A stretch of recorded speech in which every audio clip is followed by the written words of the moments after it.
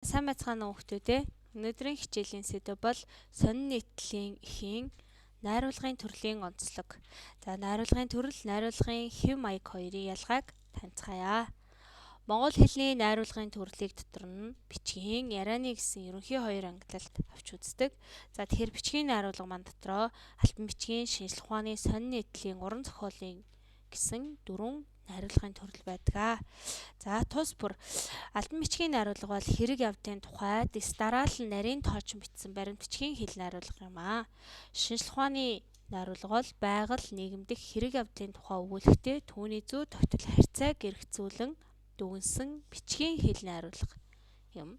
Сонин нийтлэл бол хэрэг явдлын учир утгыг хялбарчлан тайлбарлах, мэдээлэх, дамжуулах зорилготой учир зүйн нотолгоо хийдэг бичгийн найруулга мөн. За харин уран зохиолын найруулга бол байгаль нийгэм дэх хэрэг явдлын утга соёлын үүднээс бүтээлч сэтгүүн түвшинд уран дүр дүрслэлээр бичсэн найруулгыг хэлнэ. За тэгэхээр үүн дотроос бүгдээрээ сонин нийтлэлийн найруулгыг илүү гүнзгийрүүлж авч үзнэ. За бусад найруулгын төрлүүдийн онцлогийг бас та бүхэн бичлэгээ зогсоон сайтар анхааралтай уншаарай.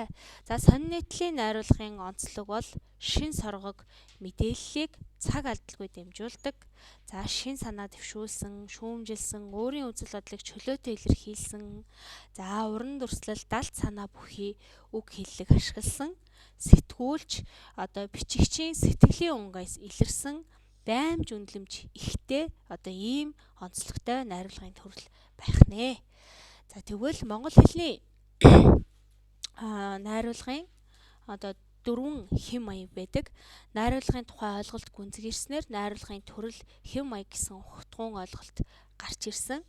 Тэгэхээр альбан бичгийн найруулга бол тоочмж хэв маягаар, за шинжлэх ухааны найруулга бол эргцүүлэмж хэв маяг, сонин нийтлэлийн найруулгад бол тайлбарламжийн хэв маяг гололдог. За уран зохиолын найруулгад бол хүрнэмж эхийн хэв маяг гололдог байх нэ.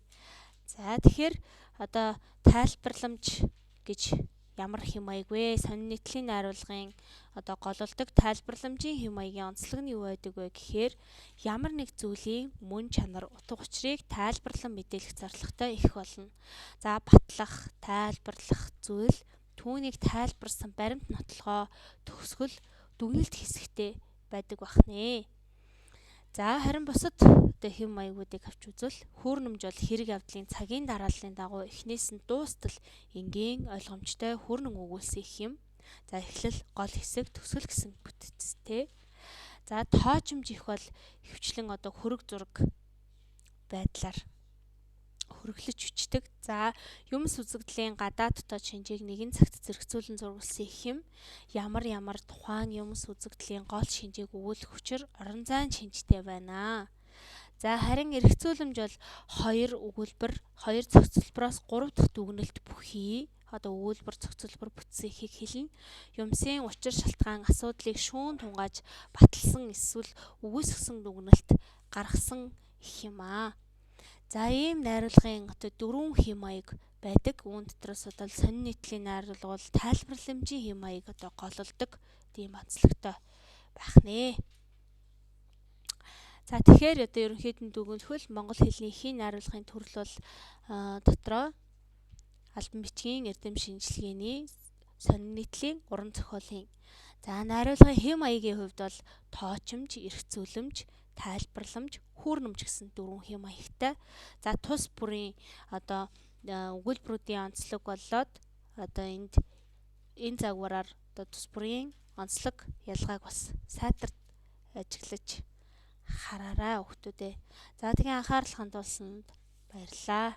Дараагийн хичээлээр уулзцгаая.